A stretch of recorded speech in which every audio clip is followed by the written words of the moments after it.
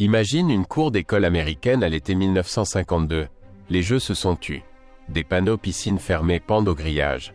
Les mères chuchotent, les enfants comptent les jours et partout un mot court comme un frisson, poliomyélite. La paralysie infantile. Dans les hôpitaux, des rangées de poumons d'acier respirent à la place d'enfants immobiles. Au plus fort de l'épidémie, on comptera plus de 57 000 cas aux États-Unis, des milliers de paralysies, des centaines de morts. Au milieu de cette peur, un chercheur discret trace une idée simple et audacieuse. Si l'on tue le virus proprement, on peut l'enseigner au système immunitaire sans le laisser blesser. Cet homme s'appelle Jonas Salk. Il naît en 1914 à New York, fils d'immigrés modestes. Pas de laboratoire à la maison, mais un goût implacable pour l'étude. City College, puis NYU pour la médecine. Très vite, il comprend qu'il n'est pas fait pour la consultation, mais pour la recherche. Pendant la Seconde Guerre mondiale, il travaille avec son mentor Thomas Francis Jr. sur le vaccin contre la grippe, première expérience décisive. On peut neutraliser un virus avec du formol et obtenir une protection. En 1947, Salk rejoint l'université de Pittsburgh. Dans ses cahiers, une équation morale s'installe. La science comme service.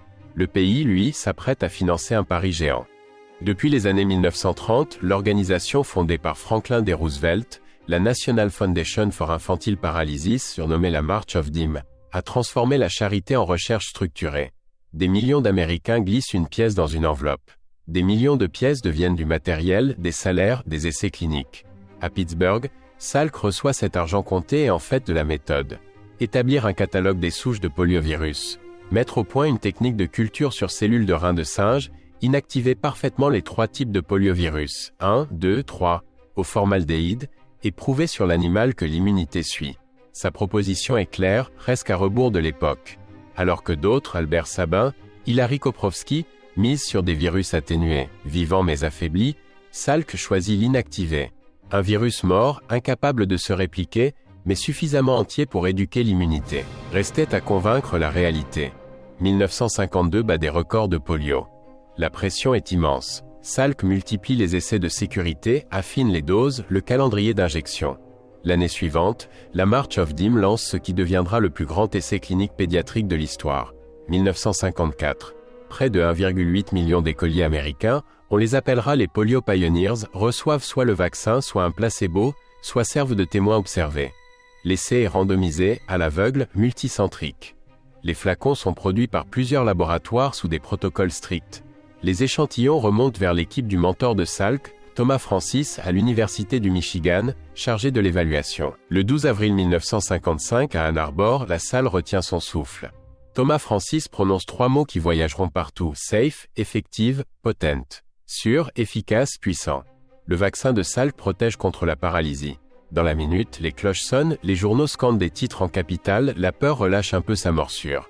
Les files se forment devant les dispensaires. Édouard Hermereau tend un micro à Salk et pose la question que l'économie n'a pas encore formulée ainsi: qui détient le brevet? Salk sourit, presque étonné. Eh bien le peuple, je dirais. Il n'y a pas de brevet. Pourrait-on breveter le soleil? Ce refus de privatiser le rempart contre une maladie, geste symbolique autant que pratique, accroche définitivement son nom à une idée de bien commun. Mais l'histoire n'est jamais une ligne droite. Quelques semaines après l'annonce, un lot produit par le laboratoire Cutter échappe au contrôle.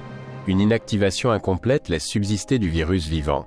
Résultat tragique, des milliers d'enfants exposés et des centaines de paralysies, plusieurs décès. On suspend les campagnes, on enquête, on resserre les standards de production et de contrôle. Le modèle réglementaire moderne des vaccins, plus robuste, naît de cette épreuve. L'IPV, Inactivated Polio Vaccine, reprend ensuite sa route avec des lots irréprochables et une surveillance accrue. La confiance, endommagée, se reconstruit par la rigueur. Parallèlement, la rivalité scientifique suit son cours.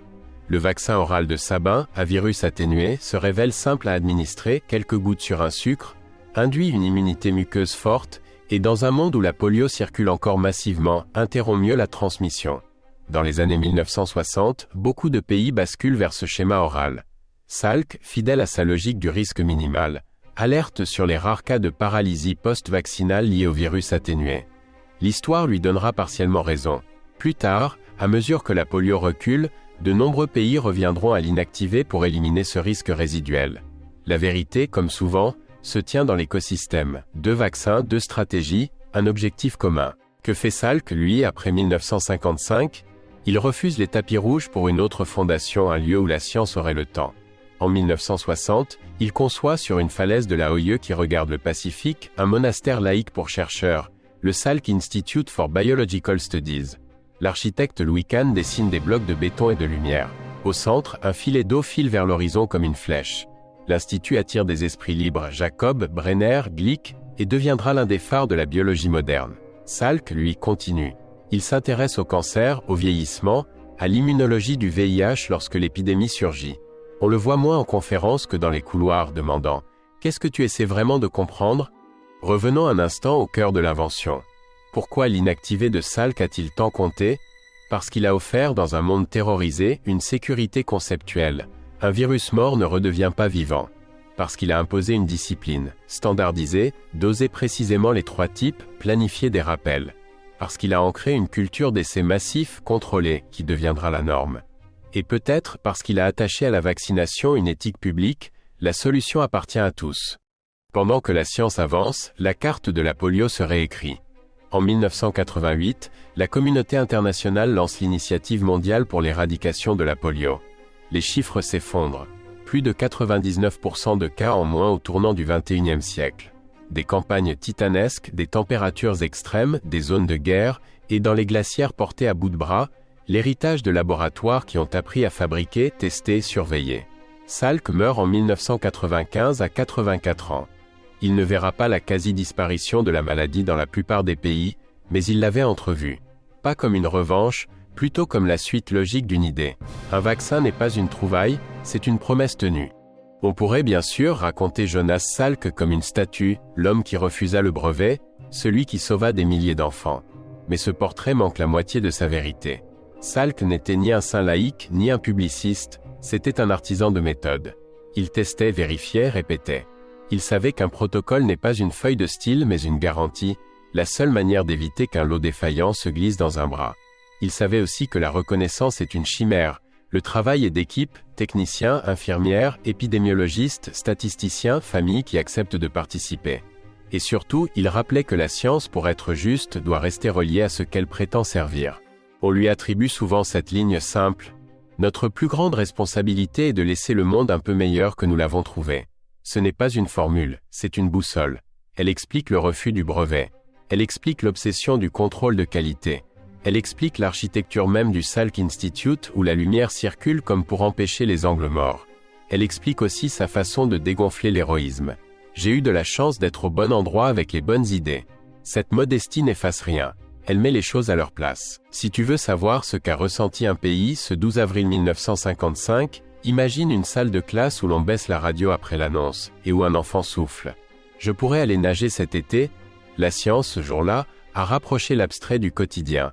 Des courbes sur des graphiques sont devenues des hanches qui bougent, des poumons qui respirent sans métal, des cours d'école qui se remplissent à nouveau. Le monde n'a pas été sauvé en un après-midi, mais l'axe s'est déplacé. Et oui, il a été déplacé par des débats, des erreurs corrigées, des rivalités fécondes, tout ce qui fait la vraie recherche. Alors, à l'heure où d'autres virus traversent nos vies et nos écrans, on peut relire l'histoire de Jonas Salk comme un mode d'emploi. Partir de ce qui fait peur, choisir une hypothèse sobre, la pousser jusqu'aux preuves, accepter de réparer ce qui doit l'être et à la fin, partager. La science n'est pas un trophée. C'est un pont entre l'angoisse et la possibilité. Salk n'en a pas revendiqué la propriété. Il l'a tendu calmement au plus grand nombre. Si cette traversée t'a éclairé, abonne-toi à Destins épiques et active la cloche. Dans les prochains épisodes, d'autres vies te montreront que les découvertes ne tombent pas du ciel. Elles se fabriquent, patiemment, honnêtement ensemble. Et toi, dis-moi en commentaire, quelle promesse scientifique voudrais-tu voir tenue de ton vivant ?